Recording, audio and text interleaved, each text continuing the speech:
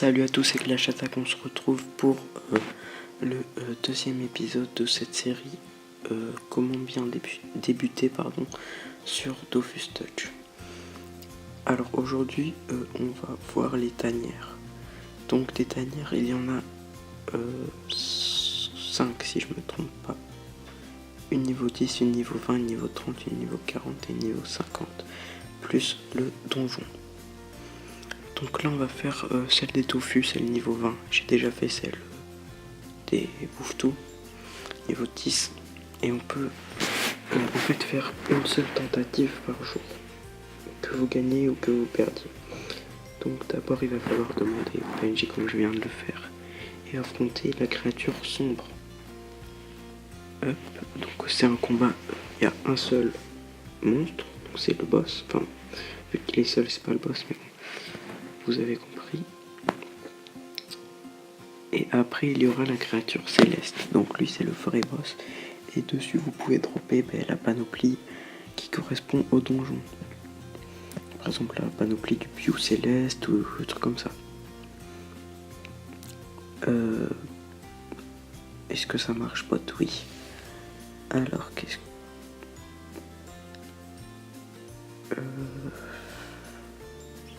on va mettre une bombe là. Donc à chaque tanière il y a un niveau moyen. Là c'est niveau 20 et je suis pas du tout niveau 20. Donc c'est très faisable. Hein. Surtout que le roublard pourtant c'est un personnage pas très fort au pas level comme je vous l'ai beaucoup dit. Donc je pense que avec par exemple un Yop, enfin tous les personnages qui sont assez forts bas level, qui sont pas très compliqués à utiliser, vous pouvez vous faire les 5 à partir du niveau 15-20. Et après vous faire le donjon. Mais de toute façon je ferai une vidéo spécialement sur le donjon. Donc une fois que vous avez battu le bouffe-tout, enfin pas le bouffe-tout, la créature sombre, vous reparlez et hop, vous pouvez affronter la créature céleste. Donc hop, elle est un peu plus forte hein, la créature céleste. Ah oui, celle-là elle invoque carrément des trucs, je sais pas. Je les ai jamais fait en vrai, hein, les tanières, parce que avec mon autre compte quand j'ai débuté ça n'existait pas, c'est assez récent sur le jeu et moi je trouve ça pas mal. Même si c'est vrai ça modifie beaucoup par rapport à avant. Avant c'était dur d'XP sur un carnet, maintenant c'est beaucoup plus facile. Parce que là par exemple celui-là ça fait 2500 XP, c'est quand même pas mal quand on est débutant. Alors qu'avant les combats ça faisait 500 XP grand max. Donc moi je trouve ça pas mal. Pour quand on commence le jeu ça permet d'XP beaucoup plus rapidement. De dropper des petites panneaux qui sont pas mal du tout. Et bon, je crois pas qu'on peut gagner des kamas, mais bon, c'est déjà ça. Non, si Mathieu m'a pompe. Donc, hop, c'est bon. Ah mince, je peux pas le mettre là. Je ferai sans doute dans une prochaine vidéo comment se faire les premiers kamas. Donc les tout premiers sans avoir rien de base. Après je ferai des astuces kama avec plus de kama de base déjà. Je ferai des astuces métiers. Enfin je ferai des. Normalement j'essaierai d'en faire pas mal pour bien débuter dans chaque domaine du jeu.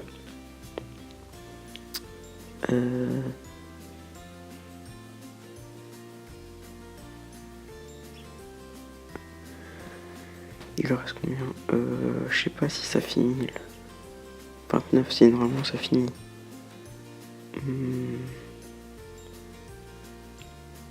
Hop.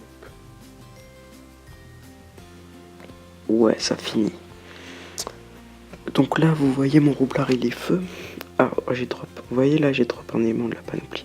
Donc aussi, vous pouvez faire en cliquant sur panoplie, voir tout ce que peut faire la panoplie.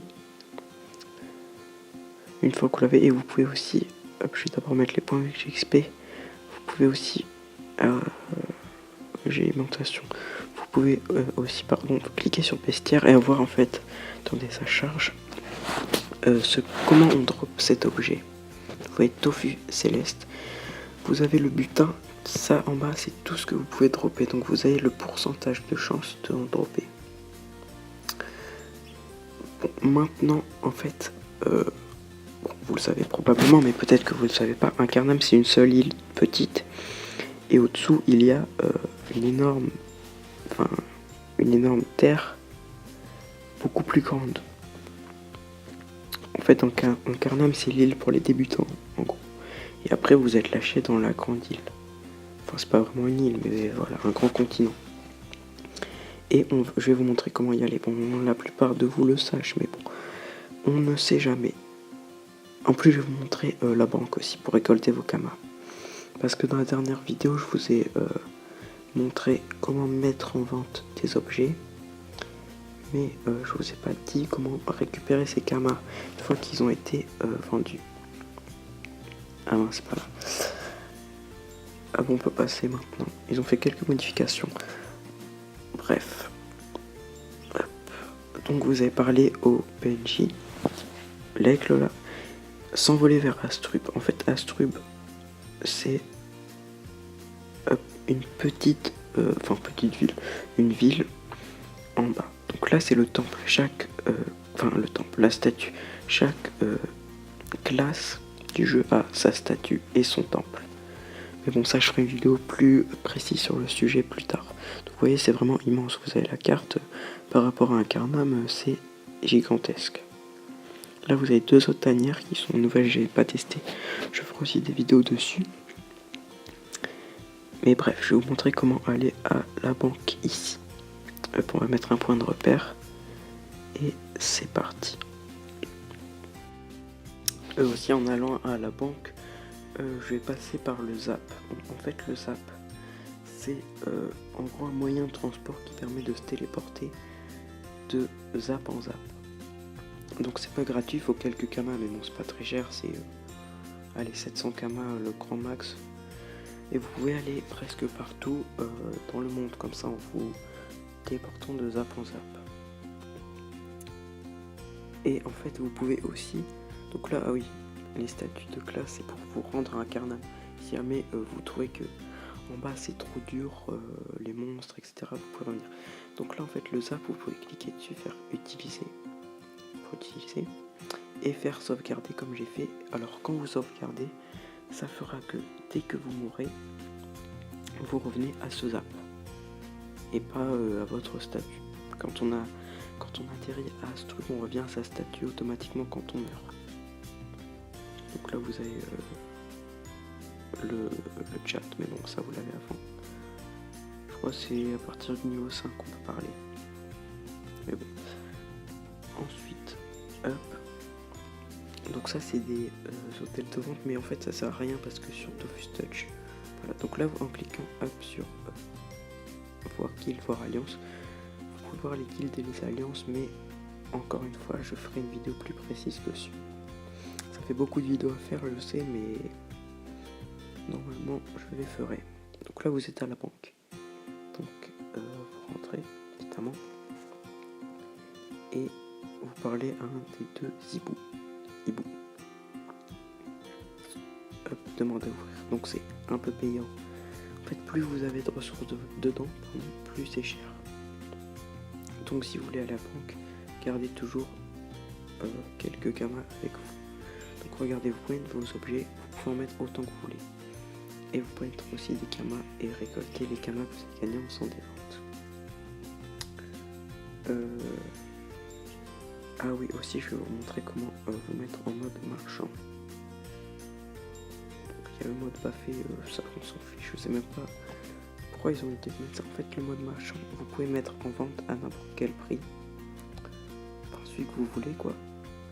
Même si je crois qu'on peut pas se faire bannir, mais se faire supprimer en tant que marchand si on met des objets trop chers parce que ça bloque l'espace.